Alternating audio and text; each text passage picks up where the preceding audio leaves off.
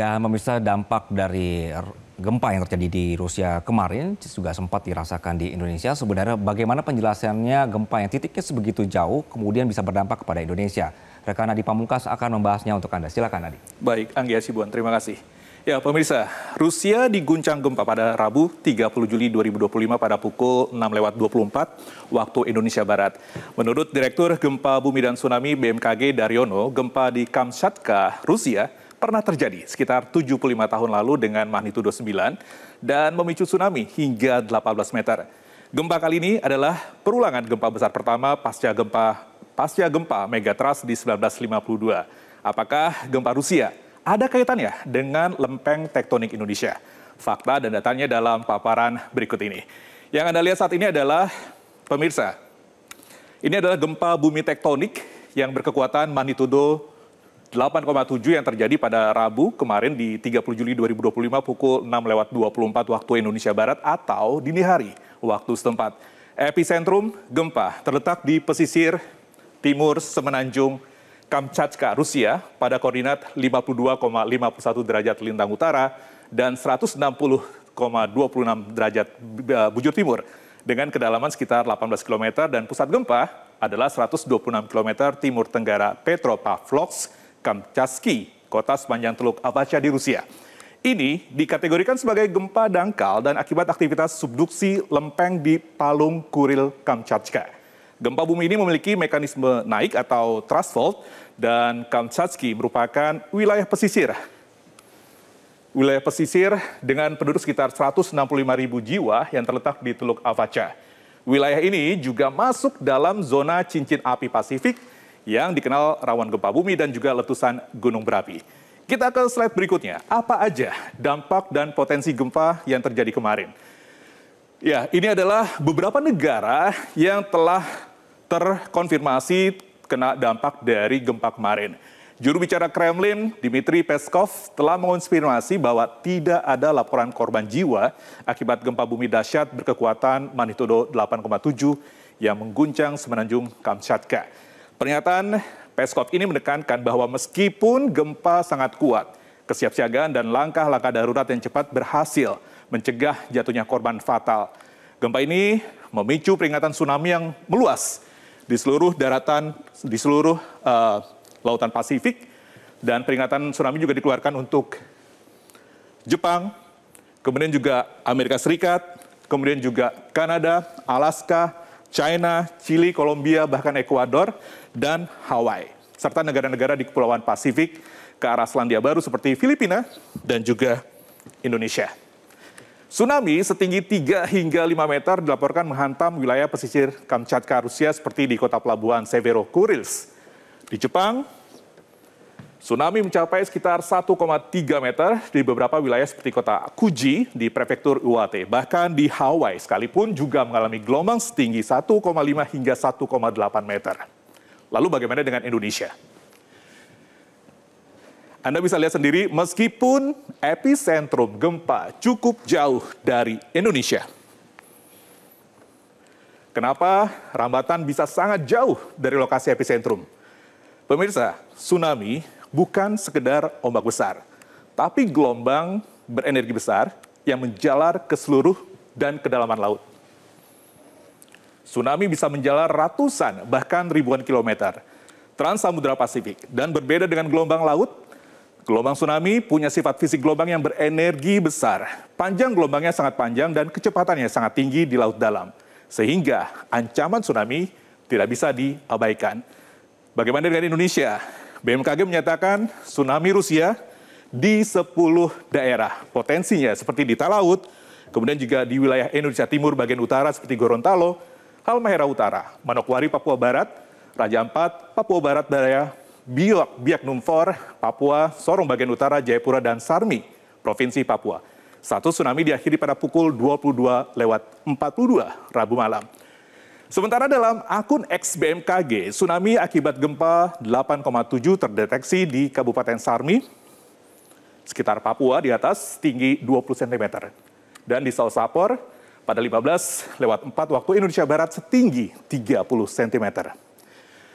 Kalau misalkan Anda lihat saat ini adalah warna merah, orange, dan kuning. ini sebenarnya penuh makna. Kita coba kupas, kalau di warna merah ini adalah berarti awas. Artinya apa? Artinya gelombang tsunami diperkirakan lebih dari 3 meter. Maksudnya adalah segera evakuasi ke tempat tinggi dan tinggalkan zona pesisir sesuai jalur evakuasi dan arahan petugas. Kita bergeser ke oranye, yang berarti siaga. Nah, apa maksudnya? Segera siapkan diri, barang penting, lalu mengungsi ke lokasi aman sesuai rambu dan instruksi evakuasi. Kita bergeser ke kuning yang berarti waspada, artinya gelombang tsunami kurang dari setengah meter. Jauhi pantai dan muara sungai, serta pantau terus informasi resmi sampai peringatan dicabut. Narasi ini menegaskan bahwa langkah utama dan tindakan wajib yang harus dilakukan masyarakat di daerah pesisir agar dapat menyelamatkan diri dan mengurangi resiko korban jiwa saat terjadi peringatan tsunami. Lalu, apakah gempa di Rusia berkaitan dengan tektonik di Indonesia? Kepala BMKG mengatakan gempa di Rusia tidak terkait dengan lempeng atau zona tumbukan lempeng yang ada di Indonesia. Dari segi lempeng, tektonik tidak ada terkait. Karena apa? Lempeng Eurasia yang ditumbuk oleh lempeng Indo-Australia ini megatrust. Wilayah timur itu lempeng Pasifik yang menumbuk lempeng Eurasia. Jadi apa? Jadi gempa tektonik yang melanda Kamchatka, Rusia tidak berkaitan dengan lempeng tektonik Indonesia. Namun, meskipun begitu, ini adalah respon Indonesia pasca tsunami Rusia. Secara keseluruhan, respon Indonesia menekankan kesiapsiagaan cepat, pemantauan teknis yang canggih, koordinasi multi-institusi. Indonesia segera mengeluarkan status waspada di 10 wilayah pesisir dengan potensi gelombang di bawah setengah meter. BMKG dan Badan Informasi Geospasial mengintensifkan pengawasan ratusan alat deteksi tsunami, termasuk Tidegauge dan Tidegauge untuk pemantauan real time. Alat ini membantu mengamati kemungkinan amplifikasi lokal yang dapat membuat gelombang menjadi lebih tinggi hingga 3-4 meter di area tertentu.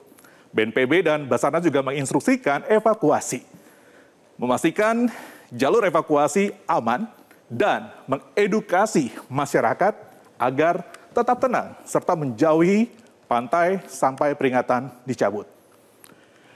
Baik, yang menjadi pertanyaannya adalah apakah gelombang tsunami yang hanya kurang dari setengah meter tidak perlu diwaspadai?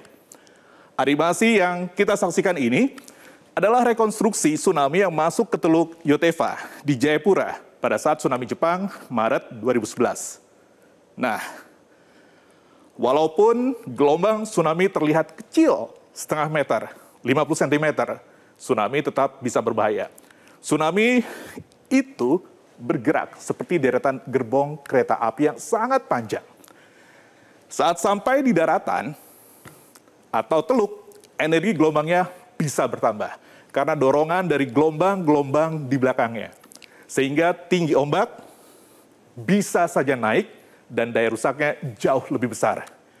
Contohnya sekali lagi ini adalah visual video saat tsunami Jepang 2011 dan gelombang terukur di Jayapura kala itu hanya sekitar setengah meter dan karena efek topografi teluk, ombaknya menjadi lebih tinggi dan menyebabkan banjir serta korban jiwa. Video animasi ini kami peroleh dari akun Instagram BNPB. Baik, kita ke slide berikutnya pemirsa. Setiap daerah pesisir memiliki kawasan rawan bencana atau KRB yang berbeda-beda tingkat kerentanannya.